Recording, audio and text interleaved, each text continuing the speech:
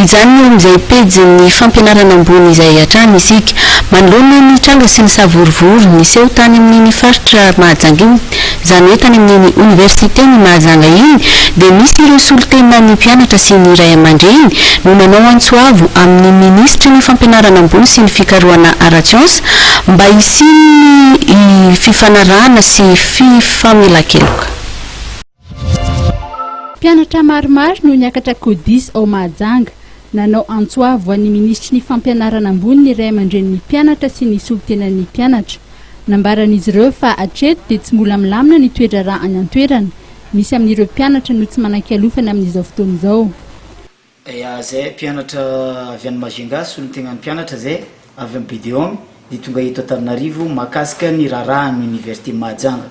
Dia eto ma zay efa maromaro fotoana nanaovana fitakina zavatra misy tao amin'ny université nefa moa tsy nahazo nivaly zay ary nivalin'izay manalefa ny université fampiakarana Kodis ary ny fampiakarana Kodis no ny hoe nandroba ny entana tao amin'ny université nanimba ny trano ary nandoro ny trano. Eto ma zay milaza zay zavatra zay fa tsy zahay nandoro ny trano fa ireo olona zay nikaramainy mpitondra ny université ny fampidirana ny milisy ary nanapobasy tany amin'ny université zay nandroba ny entana rehetrarehetra ary amin'izao fotoana navoaka tanatin'ny trano zahay